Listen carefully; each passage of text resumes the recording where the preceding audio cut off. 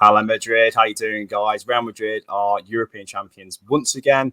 14th time they've claimed the crown, which is insane. Don Carlo is the king of Europe for the 4th time. So many records being broken, and at the expense of Liverpool as well, which is even better. And Liverpool denied a treble, so they still haven't won a treble like Phil and Gary Neville, which again is great news. I'm joined by Myles and Dave to discuss that, as well as the Championship playoff final, the richest game in football. See how that played out. And it's probably worth circling back to the Europa Conference League and Jose Mourinho's Roma winning there. So, first of all, guys, thanks for joining me for the actual final part of the season now. There's no games. There's nothing worth playing for now. It's done. Everything's been played for. So that's kind of sad, but it also means we've got loads to talk about. Let's start with the Champions League, shall we? What a tense tactical battle between two quite different teams. And Real Madrid actually doing a very Real Madrid way of playing. They played the game superbly, didn't they?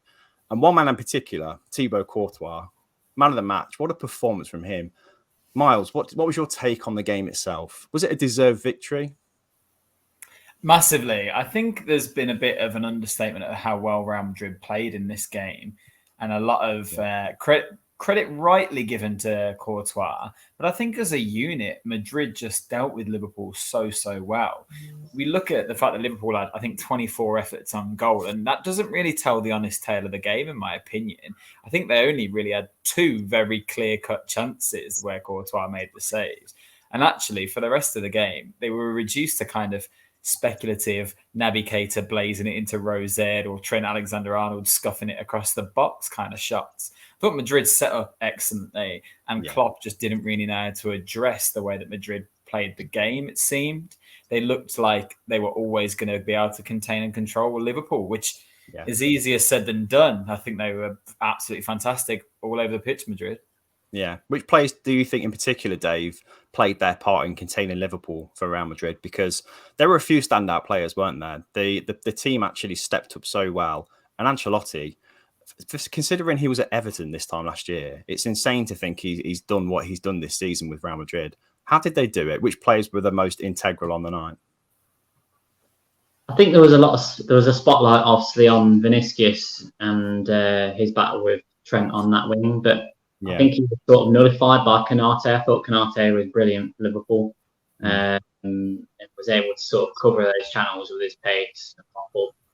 I think the biggest threat really was on the right-hand side for Real Madrid. I thought Valverde was unbelievable and Carvajal, but behind him as well.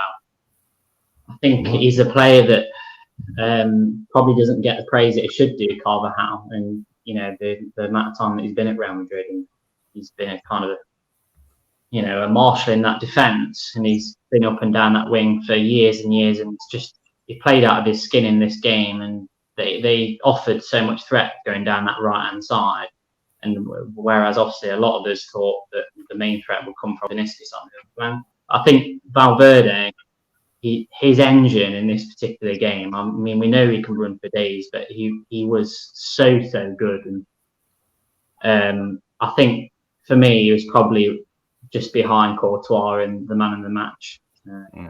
I think when Liverpool were really applying the pressure in the final stages, you kind of had a feeling that something might give, but it didn't. And I think every time Liverpool put a ball forward, there was always a Madrid player there. And one player I kept seeing crop up a lot was Casemiro in particular. He was a rock, absolutely. And then the way they didn't panic on the ball when it came to them, for Modric and Kroos in particular, they were just so calm under pressure. And that kind of experience really told.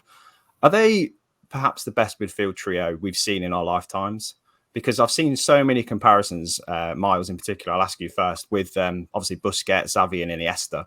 And I guess it depends which kind of football you prefer to watch. But for me, seeing those three in their pomp now, especially in the final against Liverpool, it was a lesson in midfield play, wasn't it? They were brilliant.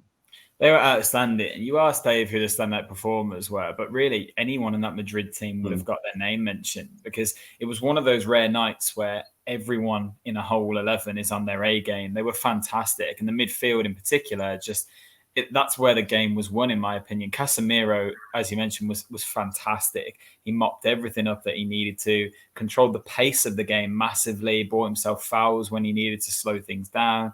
take Liverpool's tempo down. Modric in the second half in particular got on the ball a lot more and was creating things. He was absolutely devastating, and he found the space for Vinicius really often. And what I thought was really interesting is Valverde was actually brought in to be Casemiro's replacement long term. He was meant to be that holding midfielder when he first came in.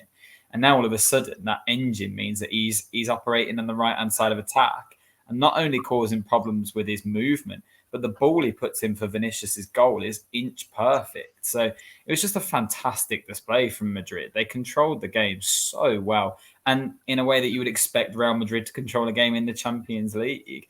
I think Dave's right. Carvajal, to me, I thought he was probably man of the match. And I think it goes underrated that we talk a lot about that last Madrid-Liverpool final when Salah obviously got the injury and had to come off. So did Carvajal. He had to come off injured in that game very early on. And no one really made much of that going into this, that this was his second opportunity. The talk was all on Salah. And actually, Salah was very quiet, to be honest. He had two chances, really, that you could look at where he kind of let Courtois do his thing. But Carvajal seemed like he really relished this opportunity to get his name back in the books and get that 5th Champions League title. Absolutely outstanding performance from him. You say that 5th Champions League title, that's quite a few players that earned that accolade on the night, weren't they? Which is, again, unthinkable. It shows how, even though Real Madrid haven't been at their peak for the last few years, they're still winning European trophies. It's incredible. It's that winning mentality that you can't just buy that. And I think a few teams are finding that out, aren't they? Yeah, and you know what? I didn't answer your question about Modric, Kroos and Casemiro. Are they the best midfield in the world right now? Well, they have to be, because of the longevity of it as well. As a unit, I think people are getting ready to write them off. Modric is 36 now. I think Kroos is 32 and Casemiro is 30. Well, people talk about Casemiro like he's 40. A 30-year-old holding midfielder is actually in the prime of his career. But when you think, I think because he's achieved so much coming up to this point in his career, it feels like he must be coming to the end. But what they've done really successfully this year, Madrid, is they finally worked out a way of rotating through that midfield and keeping them fresh. And bringing in Camavinga has had that massive impact where Modric, Kroos and Casemiro break you down all game. And then just as you think they're starting to tire and you might have an opportunity, they bring in a new engine. And what an engine it is. Camavinga is an absolutely quality footballer. And they relied on that in this game too, that they just had the midfield three with the best brain. Obviously, Thiago looked like he wasn't fully fit. Fabinho might not have been fully fit either. And when Naby Keita come on, he just doesn't look up to that same Champions League standard as Madrid can offer. And even someone like Dani Ceballos has contributed really well in this tournament, just coming on when he needs to, breaking up play. I think Madrid are blessed with the midfield that they've got. And I think undoubtedly they've got the best midfield in world football right now. Yeah, still not answering my question about the comparisons with Busquets, Xavi and Iniesta. Do you know what? It's so hard to compare them because they're such different midfields. But when you look at the success rate of this three, then you have to put them above on paper. I think it's a much more. It's a wilier midfield than those three were. Yeah. Obviously, Xavi and Iniesta for intricacy is just unbeatable. But I don't know. It's hard to compare anyone to that midfield three because that Barcelona side looked like it could have been the best in world football. But the longevity of this one makes me think that maybe these three are better. Yeah, I think when Modric was playing for Spurs, it was hard to see him reaching the heights, wasn't it? Probably because the Spurs team he was in held him back. But I think he was voted the worst signing of that season for Madrid as well in La Liga. So he's really proved so many doubters wrong. A deserved Ballon d'Or winner in the past as well. But on the night, I think that intelligence you talked about was the difference because they didn't panic. You know, they were under a lot of pressure. Liverpool had a lot of shots, although, like you say, many of them weren't very threatening. But they never seemed to look like they were losing control at any point. They always dictated the pace of the game. And I didn't have any doubt, really, that they'd see it through. And I think the 1-0 scoreline was probably apt in the end. But how much of that was down to Courtois, Dave? There was a lot of talk in the press about him proving the English media wrong in particular. Do you think he has had a rough ride with the English press? And do you think fans haven't seen the best of him? If you haven't seen La Liga this season, though, you wouldn't know that he's been doing that all season, really, with Madrid. Yeah, I think he mentioned that he was voted outside of the top 10 Premier League keepers, which he didn't seem too happy about when he was with Chelsea. So can imagine he's probably got a little bit of a chip on his shoulder with that, right? Understandably so. But yeah, this performance really kind of did, prove the doubters wrong. And we've always known he's been a talented keeper. His shot-stopping abilities, even when he was at Chelsea, were there for all to see how good he was. But I think one thing that stood out for me was, in particular in this game, was his how commanding he was in his area. He came out for most set pieces, and I always felt a little bit sort of, obviously, I'm not a Real Madrid fan, but it did make me feel a bit nervous when they did have corners and set pieces, Liverpool, but he dealt with them so well. And like you mentioned there, the two moments, probably the main one, the Salah, obviously where Salah kind of drags it past his opponent and goes to the post. His reaction to that shot was unbelievable. So yeah, he fully deserved his man of the match award, and full credit to it. It could have been worse for Liverpool, really, wouldn't it? Because I want to just talk quickly on the goal that wasn't a goal, that was disallowed from Benzema for offside. Now, I'm still trying to figure out the rule here. I mean, they won the game in the end, so it was kind of wasn't important, but it could have been so much more comprehensive. Why was it offside, Myles? Try and explain this rule to me. Have you tried to see the interpretations of this that make it disallowed? Because I'm still not clear. It's one of the many rules in football that it's been applied correctly, but you still don't feel like it's justified. So it's such a frustrating one. So he's offside because Fabinho doesn't play the ball backwards. He deflects the ball backwards. So because he doesn't intend to play that pass and the ball bounces off him, it means that Benzema is considered offside. Had he, passed the ball back to Alisson and Benzema had taken the ball from there, he would have been onside. But it's classed as a deflection. The thing that complicates it for me, and the reason that I couldn't understand it, was Konate plays the ball. So Konate plays the ball forward, then it deflects off Fabinho and drops to Benzema. So if that's the case, surely the Liverpool player has still played the ball forward and Benzema should be onside. I don't know. I struggle to understand it as well. Dave, hopefully you've got a better understanding. I think the one thing we'll all agree on is it's a rule that we think is a bit ridiculous. I can understand if, it was just the one deflection and it's an unintentional deflection. But, Konate clearly deliberately plays the ball into his own player. It comes back and goes into a Real Madrid player's pack. So that, for me, shouldn't be offside. But how is that not deliberate? What's he trying to do? Other than get the ball out of the way in that direction? It's a deliberate, the ball in that direction. If Konate doesn't kick it, that's the problem, isn't it? The Liverpool players, the defenders, are panicking there. They're deliberately trying to clear the ball, get it out of the box, and it obviously results in the goal. And somehow they were analysing that for minutes and still, for me, got the decision wrong. Well, it's bizarre, isn't it? Because the consensus is that it was the right decision, but that decision should just never be got to. But I cannot work out why it's not considered that Konate played the ball or why that doesn't matter. But it was really interesting to see how frazzled Liverpool's defence got in that moment. Alisson really looked all over the place. He couldn't get down to Benzema quick enough. Then the ball bounces off his knee when his own player gets control of it. It was a shame because Dave said earlier how good Konate was, and I just want to second that. I'm sure we'll come on to talk about Liverpool shortly, but Konate was absolutely outstanding in this game because he had to do Trent's defending for him. He was an absolute unit, and in that moment, even he seemed to be the only one who had control of the situation. And Fabinho and Alisson kind of got in his way a little bit, but all in all, Benzema's not going to care. He'll be disappointed not to have his goal in the final, but what a contribution he made, not just to the tournament as a whole with the goals that he did get from Madrid, but in this game too. He's one of the probably three players we've not mentioned by name yet. And I just thought he controlled the forward play so much. He was just that vocal point for picking the ball up in the middle, laying it off to the wide players, playing it back into his creative players. The player that really Liverpool really missed in this game, a focal point in the middle of their attack. I thought he was absolutely outstanding. And Liverpool really lacked that. And that just meant that Militao and Alaba had the easiest of evenings by just heading every cross that came their way clear. It was really interesting. strange how they've resorted to basically balls into the box for a large period of the game, Liverpool, to try and make a breakthrough. I guess that's testament to how difficult it was to bypass Real Madrid's midfield. But I think they were definitely shaking Liverpool after that disallowed goal, because I think there was a real fear that it was onside for them, and that would have put them 1-0 down. And that, I don't think they recovered mentally from that, because they were exposed quite a lot.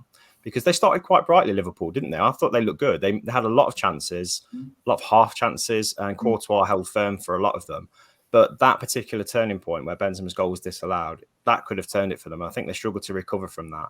But that said, Jurgen Klopp's not the best loser, is he, at any time? And it wasn't any different this time around. They asked him his thoughts, and I think he's always quick to criticise a team that sets up to stifle Liverpool's play.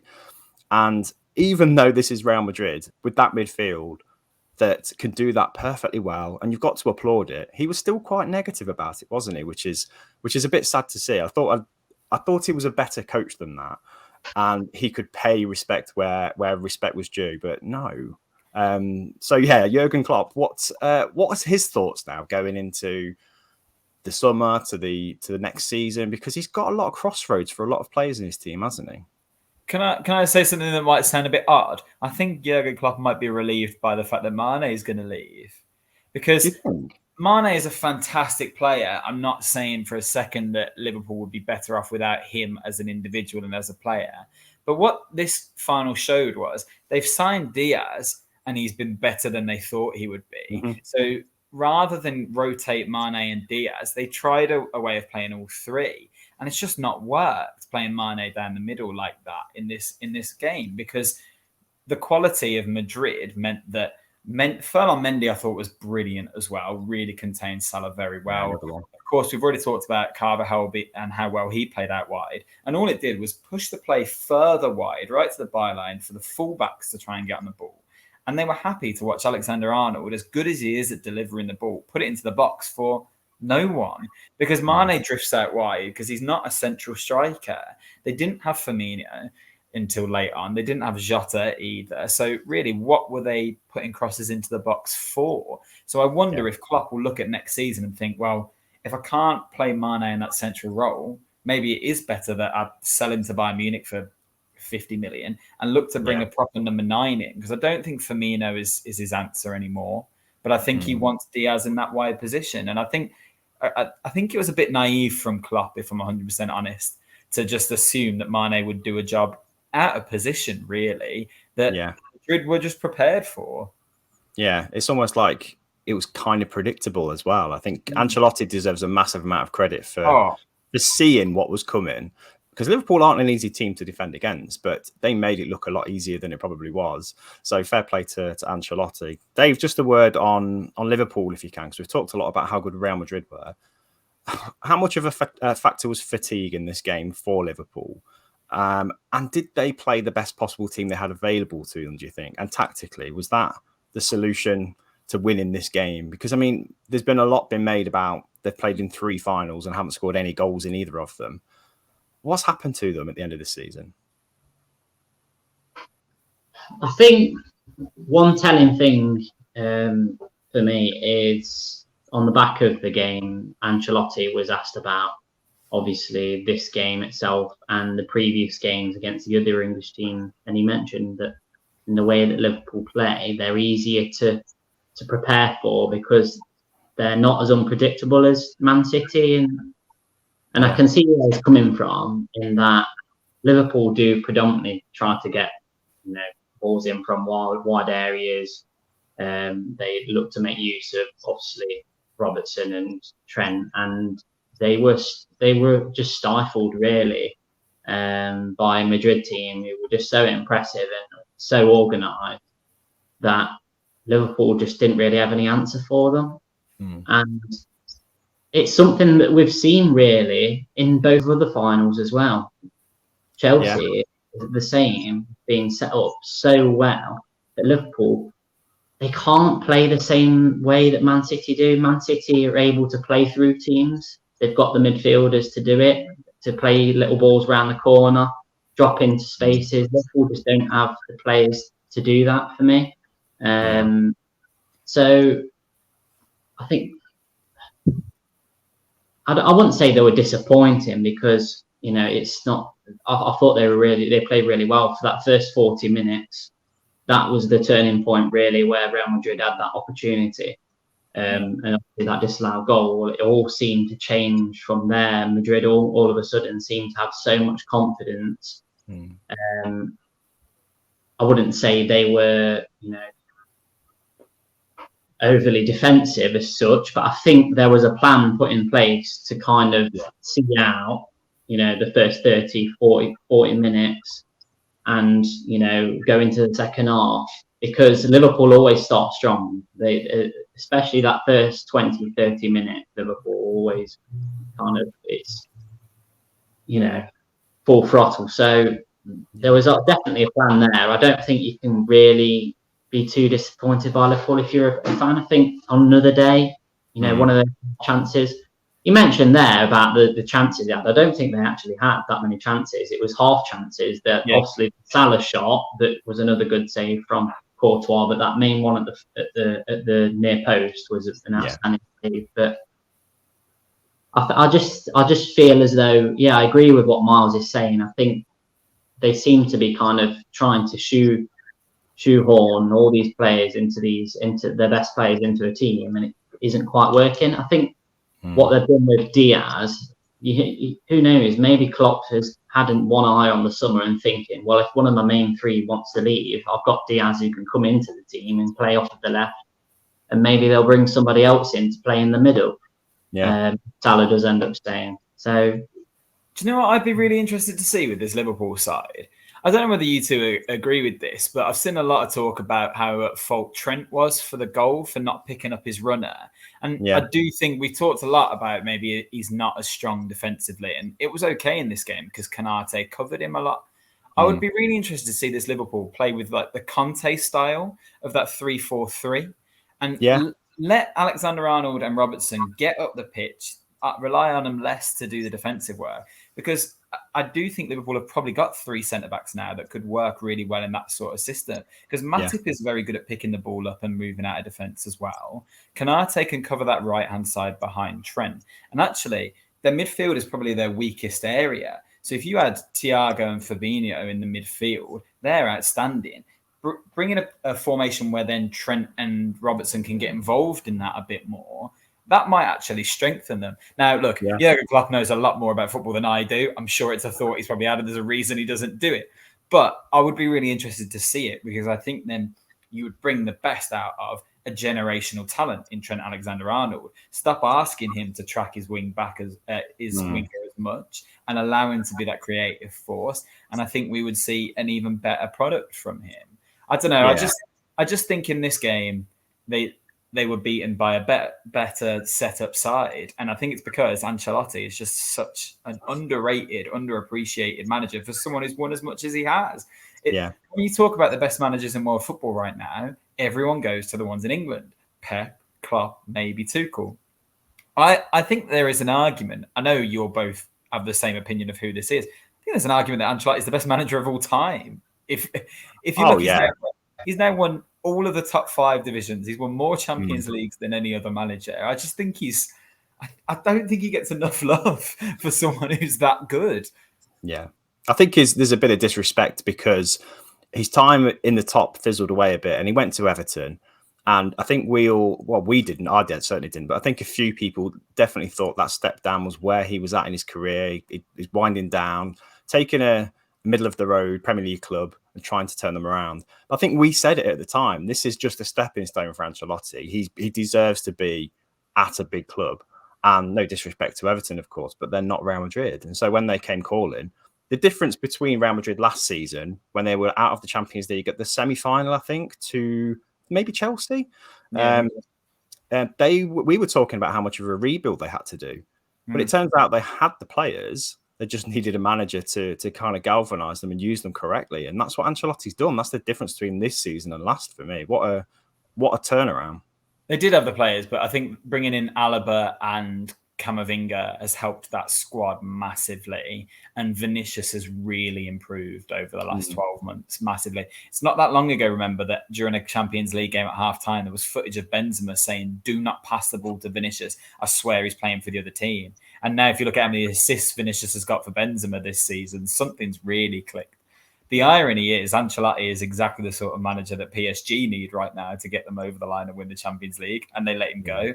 Bayern, obviously, it didn't work out for him very well there. And he obviously loves Real Madrid. He loves the club there. They brought him in essentially because they thought that they needed someone to just stabilize them a little bit. I don't think they ever would have predicted that it would go this well. It's been fantastic to see them really this season. They've been outstanding.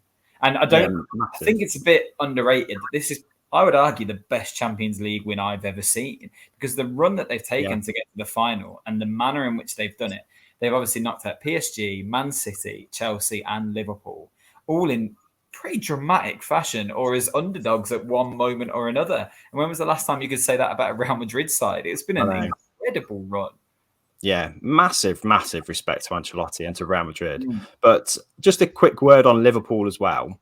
They have won 2 trophies this season, and many teams would be crying out for that. I can think of a certain red team in Manchester that would have loved any trophy this season, let alone 2.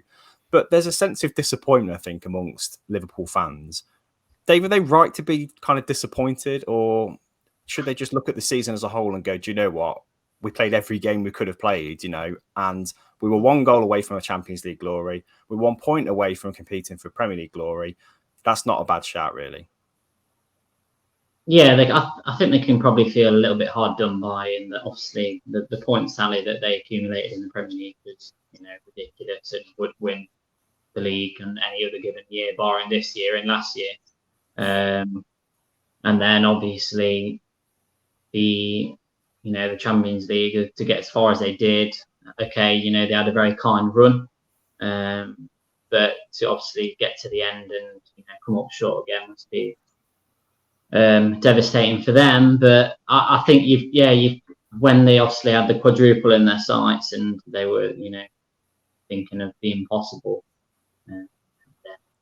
it's got to feel a little bit of a disappointment, I suppose, in the end. Yeah, well, I've just seen the trophy parade happen yesterday, didn't it, in Liverpool? And they had the 2 domestic cups, and there were scenes of celebration. So I'm guessing Liverpool fans are absolutely thrilled to still be at the top table of European football, one of the best teams in English football.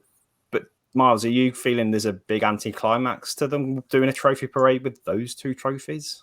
No, I understand why they've done it, definitely. They obviously had it arranged before the final, which is always a bit dangerous. But it's fine margins and still a season to be very, very proud of, to be honest. Like Dave says, if you're missing out on the league title, you can call it a point, but you can call it a moment as well. If Villa hold on for a bit longer, they've won the league.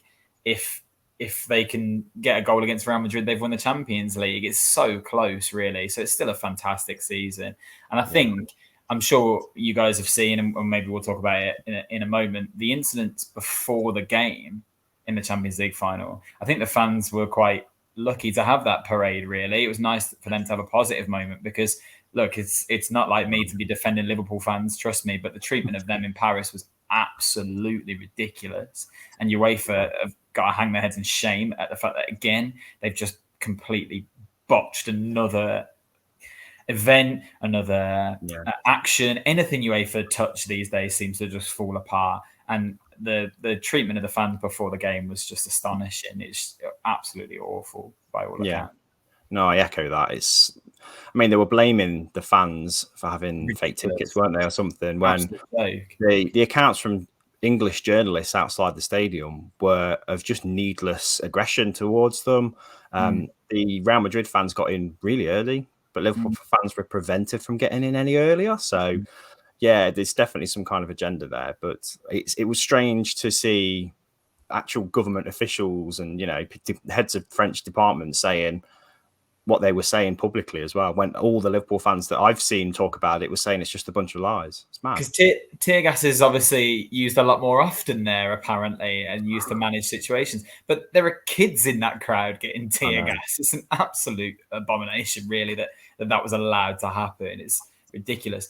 On a slightly lighter note, did either of you see what the Everton fans did with the fake coach? Yeah. Hilarious. I don't want to give Everton fans any credit. I think they've been awful this season, but I think that was very, very funny. Well, I think Everton fans Everton and Manchester United fans have both kind of revelled in something to take away from this season. I think Liverpool failing on the biggest stage like that has been the only thing we've had to cheer in. And Gary Neville was quite publicly celebrating Liverpool's loss, wasn't he? And I think I don't want to be that kind of club anymore for much longer. Yeah, but, there's a little bit of satisfaction there. But I think that makes United and Everton bigger losers than Liverpool, if I'm honest. It does. I tried not to be too gloaty about it, but it's the only consolation we've had this season. If they'd have won the Champions League, they would have been unbearable, their fans. Absolutely unbearable. So there's that. And I know you agree with me as well, Myles. 100%. But moving on to the Championship playoff final, where we've seen Nottingham Forest return to the Premier League after beating Huddersfield 1-0 at Wembley. And it's the most expensive, most lucrative game in world football, apparently. £170 million, it keeps being said, season after season, is riding on this game. But I think for Forest fans, it's not about the money either, as it's just they've not been in the top flight for so long. I mean, how old are you, Myles? You've never seen them in the top flight. You don't remember them in the top flight. I do. I grew up with Nottingham Forest actually competing for the Premier League, which was crazy to think now.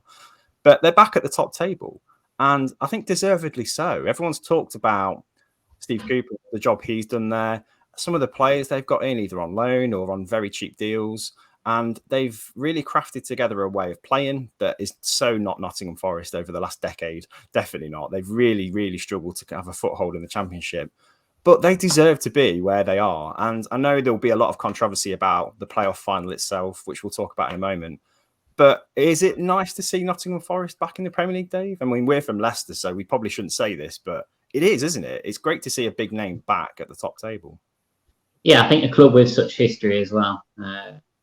It's really great to see. And I had a little bit of a soft spot for him, actually, to be fair. And obviously, with James Garner being there and kind of keeping an eye on his progress, we kind of got to see quite a bit of them. Especially they're running the FA Cup, which obviously, let's remember, they did really well, beating both Arsenal and Leicester comprehensively. So they've definitely impressed me. And obviously, you've got to remember, when he did come into the club, they were bottom of the league. So that just kind of shows you what sort of job he has done there. And I saw after the game yesterday, actually, Joe Orwell, the captain for the Forest, he couldn't speak highly enough of him, and saying how made up for him he was. And the Steve Cooper, the manager, obviously, keep it small things really. I think that mean to players these days, like ringing you on your day off and checking in, see how you are, and things like that. I think it just goes to show how good a job he's done. And he's been unfortunate in the past, obviously, with Swansea. He's had 2 playoff finals, which he's not managed to get through. And thankfully, they've made it through this one. But I think the performance itself, definitely, I've seen them play much better this season. It seemed to be, the event and the occasion seemed to get to both teams this way. I think there was a little bit of hesitancy in both teams. Huddersfield approached it very, very defensively in a way they seemed to sit behind and just look for the counter attacks. And Forest did look the better team. Interestingly, I'm skeptical how well they'll do next season. For me, really, it's mainly because two of their key players in Jed Spence and Garner, we don't know whether they're going to be able to keep them. It looks like they will with Spence. Yeah, in contrast to how I felt about Bournemouth last season when they came up. Not Bournemouth, Brentford, sorry. I had a lot of hopes for them, and I think I was quite encouraged in the way, because obviously they missed out in the playoffs the year before when they had Ben Rama. They got rid of Ben Rama and one of their key players, and then the next season they went and got promoted with the same players. And I thought, you know what, I feel like these can handle the step up. I don't feel like I know enough about the players that are at Forest right now to kind of make that sort of judgment. Your twin brother plays for him. Colback. It's a bit of risk, isn't it? Yeah, so I think they're going to have to be quite, clever in the upcoming transfer market. But they've got to enjoy the moment really. Go again next season. Yeah, I mean they were quite lucky on the face of it, really, weren't they, to get a result out of the game, because Huddersfield, although they were set up quite defensively, like you say, an own goal gave them the lead, Nottingham Forest, and 2 quite clear penalty shouts apparently that were turned down in Forest's favour. So yeah, they rode their luck a bit, Myles. I mean, they deserve it though, don't they? The kind of rubbish they've been through the last 26 years, Forest fans have had it pretty tough. So I think a playoff final, which they've not reached ever, I don't think. They always get to the semis and fall. You've got to kind of go, that's a slice of luck that they deserve over the balance of history, recently. Yeah, very specifically, the fans deserve it, definitely. I think that I worry that they're kind of Watford 2.0, and they probably don't really have enough structure, won't know how to deal with it. I think they got relegated last in 1999, so I was alive. I was 5. But I think since then, Steve Cooper's their 20th manager. That's the stat, isn't it? That's the thing. 22 years. No stability at all. So I really worry that as good a manager Cooper is, if he struggles in his first couple of months, how quickly will Nottingham Forest pull the plug and just go, right, let's bring someone else in. Let's bring in Claudio Ranieri and see what happens. I hope not. Dave's right. Obviously, a lot of their success this season has come from loan players, including one that I never thought I'd see be successful in Keenan Davis, who's very good for the Forest, to be fair, in a very different role. And Garner looks fantastic as well. But apparently Man United do want to look at him this summer. Obviously, they're looking for some depth in midfield anyway. So he could probably do a job for them at this rate. So Forest will have to rely a lot on what they can bring in. But they've done that a lot over the years. The transfers in and out of Forest over the last few years have been absolutely astounding how much. And they've had all sorts of issues with financial fair play and breaking regulations there and transfer embargoes. So the fans have gone through a lot.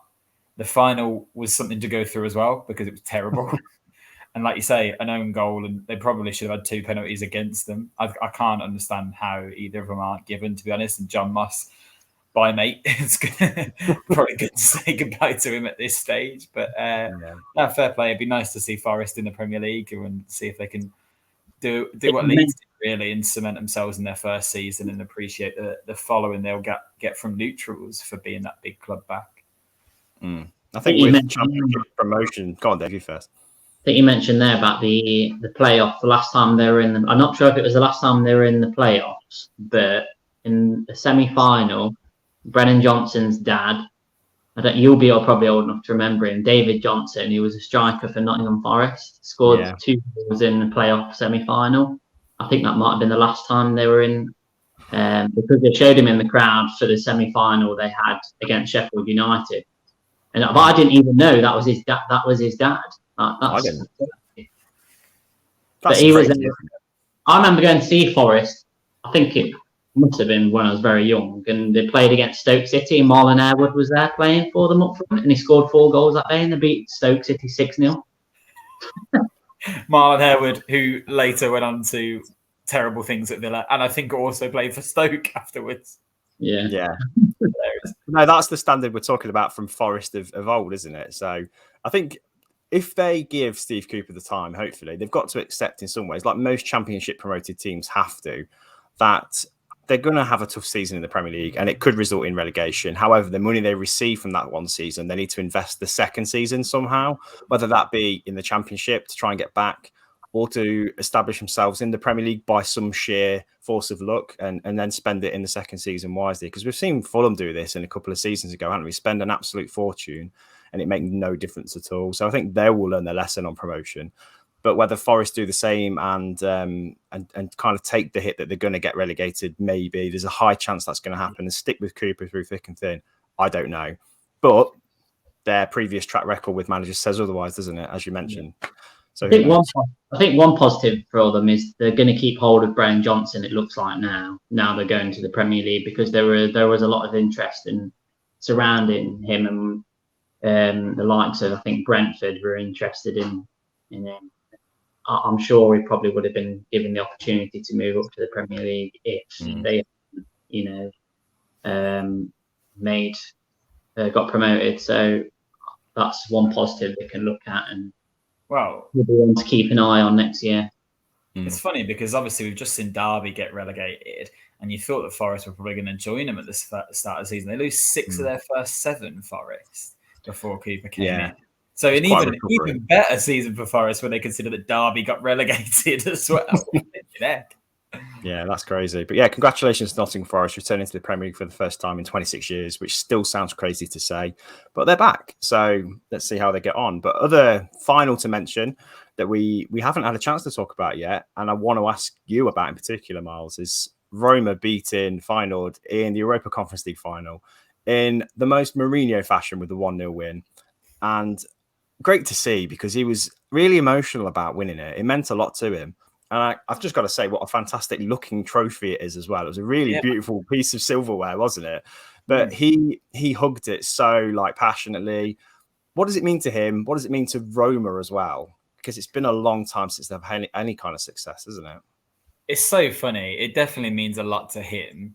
It was before the game, he kept going on about how this isn't about me. I'm not going to make this about me. It's going to be all about the club. And then at the end of the game, he's walking around holding 5 fingers up for all the European trophies he's won. But yeah, an amazing win for both Mourinho and the club. I think for Mourinho, first of all, because he went to Roma in such an odd space. Obviously, I feel like he was quite highly disrespected at Tottenham. The fact that they removed him from post a week before a cup final that he'd got them to.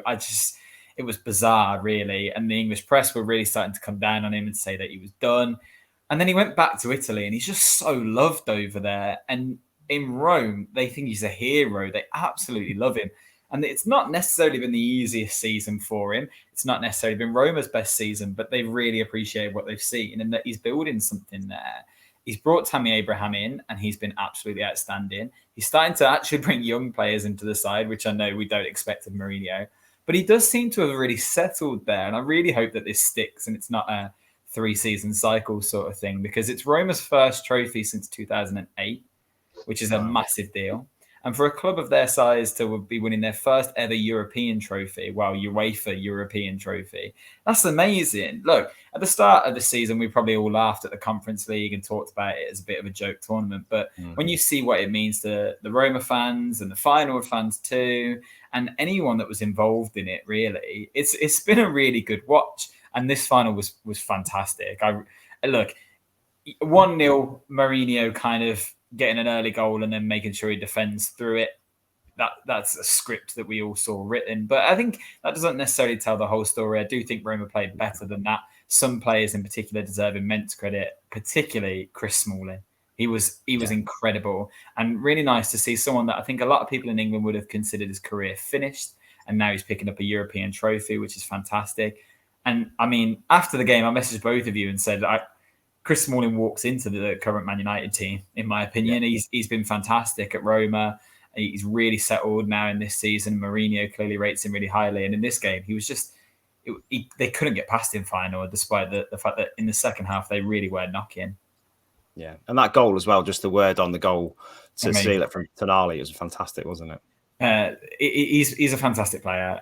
I was so sad to see him miss international tournament after international tournament because he did both his ACLs. But honestly, having Zaniolo in your ranks at Roma is going to be a huge boost for them going forward. I really hope they manage to keep hold of him because he's finally starting to settle under Mourinho. It took a little bit of time for that to happen as well, but his capability is undoubtable. That touch to bring the ball down, it's poor defending. The fact that the defender allows the ball to go over his head like that and drop to an attacking player is never a good look, but he manages to get that touch, and then the little dink over the keeper it's just brilliant, quick thought.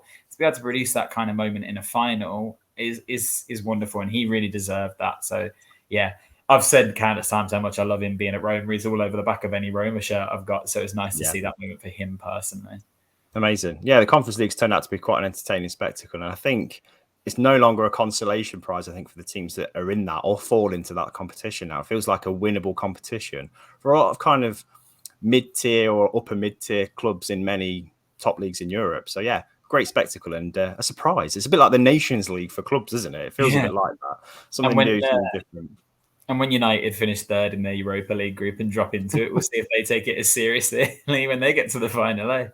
Yeah, well, you segued nicely onto my next topic for Dave, actually. We've obviously had the news that Ralf Rangnick has left United, and the official reason is because he needs to dedicate his time to his new position with the Austrian national team. Now, he burned a lot of bridges at United, didn't he? He was not shy about saying what he thought about the squad. And I think it's fair to say his presence wouldn't have been that helpful as a consultant, would it, if it had stuck around? Doesn't it feel like the best kind of move for all parties, but also make the initial appointment seem even weirder? Well, there was clearly a plan that he was going to be part of the club, after this initial 6-month period, because those were the terms that he agreed. He wouldn't take the job as the interim coach without agreement of becoming a consultant for a 2-year period. So where this has gone wrong, we can only speculate, because you can obviously say, potentially maybe it's because he's ruffled a few feathers in there and he's called the board out on a couple of occasions as well. So it's, who knows what's gone on. But again, it's another chapter of this, Manchester United comedy that just keeps on going on. Do you see his tenure as a success of sorts? Do you look back and go, do you know what? He did what had to be done. And the fact that he did expose so many players and the board in some ways for the shambles that they were was needed. I think somebody needs to go in there and with a proven track record of knowing how a club should operate and basically telling them, what's right and what's not right. But it just seems as though there's so many things that is wrong with our club. It's actually astounding, really. And it doesn't actually, some of these things, you'd think it wouldn't even need somebody like Ralf Rangnick to come in and tell you where they're going wrong, because we know where United have gone wrong over the years. They've not had the right people in the right, placements. For one, recruitment's been terrible consistently for a number of years. They've not had football people in charge of, in the areas of the club where they should be in charge, and it's all come back to, really embarrass the club, really. The most telling thing about that, though, is you ask, has it been a success because it's needed someone to go in and say what was wrong? Well, no, because he's gone in and said what's wrong, but nothing's necessarily going to change because now he's not there to do anything about it. It's been an absolute joke from start to finish. United would have finished higher in the table if they kept Solskjaer in charge, it turns out. They had their opportunity to get Conte and they failed to do that as well. So now they've had to take a bit of a calculated risk on Ten Hag. And I wouldn't be surprised if Ten Hag walked through the door and went, do you think I'm ever consulting this guy? He ain't got the foggiest. It's been terrible, to be honest. Well, that was my thought, actually. My thought was that someone like Ten Hag, having seen him with the press now and seen his presence generally, he's an intelligent guy. He's a football man. Yeah. And he's not a young rookie coach. He's been in the European game for a while. So to have a consultant for him, somebody as kind of bitter as Rangnick seemed as well, doesn't seem like it would ever help the cause. So my first thought was, now I know Erik Ten Hag, he must have come in and gone, yeah, I don't need you, mate. It's fine. I must have played a part in it. A sporting director above him is one thing, but a consultant is bizarre. And the thing that worries me is since Rangnick has come in, the culture of Man United has not improved. It's got much, much worse because now not only is there problems at the top, there's problems in the dressing room. Not just on the pitch, but the amount of leaks that are coming out of Man United's dressing room now is an absolute joke. I understand some of that will inevitably leave this summer because there's a lot of talk of who might have been leaking that information. But he's obviously upset it so much in there that it's become untenable. And he must have seen this Austria job as a flipping golden ticket out of there because he won't have wanted to be involved at all. The whole thing's been shambolic. They need a massive reset over the summer, and hopefully Ten Hag will be the person to do that because it certainly wasn't Ralf Rangnick. No. Well, we won't talk about United anymore until we learn more, I guess. But we've learned a lot more about Chelsea this week, Dave. They look like their takeover is going ahead. 4.2 billion, I think it's meant to be, for Todd Boehly, the American investor. How do you think that is going to now affect Chelsea? Do you think they can actually start buying straight away? I don't know how that works. Is that the green light to go and actually get his targets? And do you think he's got a list of targets as well that he's just itching to go and approach? I imagine there would have been some form of communication between these areas, obviously the new owner and the people below him to arrange, because they are targeting players. There's obviously talk of Kunde from Sevilla that they've been eyeing him up actually over the last year or so. Didn't get done last summer, but it looks like it probably will this year. So yeah, I mean, it's obviously good news for Chelsea fans that obviously it's finally looks like it's been finalised, and they can kind of look ahead to the summer now and look onto next season, because it's just become a massive distraction for the whole club, really. Definitely put a spanner in the works, it feels like. So yeah, definitely happy times for Chelsea. Yeah, it's such an interesting. Sorry, it's just such an interesting setup though, because there's so many different terms into buying the club that have had to be put in place. They can't sell the club within 10 years. They have to guarantee that they're going to make certain improvements to both the men's and women's playing sides, along with the ground. But at the moment, Chelsea absolutely hemorrhage money. They lose such a substantial amount of money. But Abramovich was prepared to take that hit. And we're probably learning why, because for him, it wasn't about making money. It was about building a reputation. And he's done that. But someone that comes in new to that, how do they view that? Because it's going to be so hard for them to justify losing and spending that kind of money, surely. The first summer they have to. First of all, because they're so far behind Liverpool and City that they really need to try and put something in to catch them. But second of all, when the Chelsea fans have got so used to Roman Abramovich and his spending, you can't then come in and not do something in your first summer. It would just look appalling. So Dave talks about Kunde. Apparently he's got a 68 million buyout clause. Otherwise, I don't think Sevilla would be selling, because they've already lost one centre-back this summer. I can't imagine they want to lose both. The big talk is Declan Rice still, but that could be upwards of 100 million. Can the new owners really put that kind of money up front already? It's going to be an interesting one. I don't think there's a guarantee that we see the same sort of Chelsea setup as we always have, if I'm honest.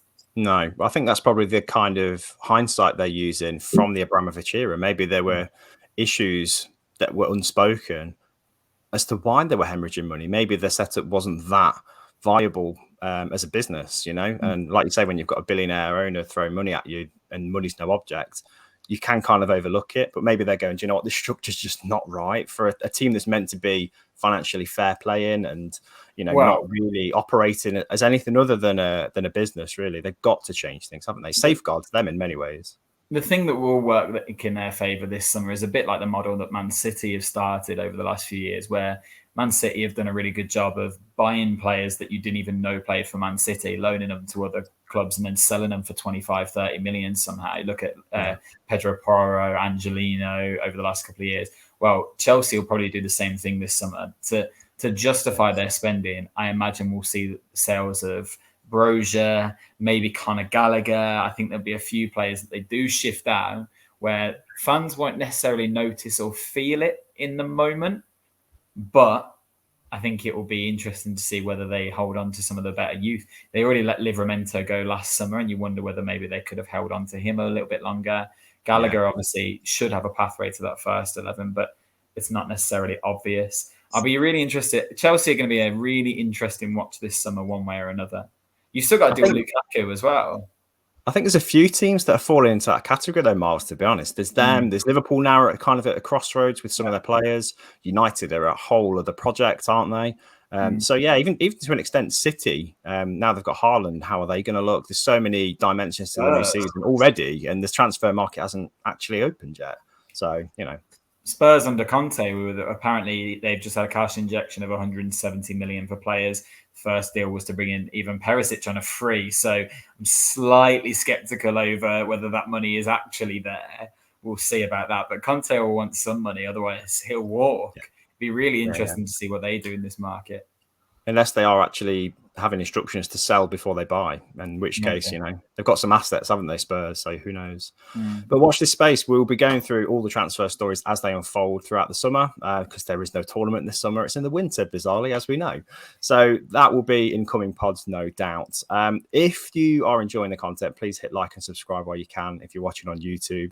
And there should be a link in the corner of the screen or somewhere on the screen now to say our latest video, which was the chosen Premier League star team of the season. So have a look at that while you're here as well. It's a good watch.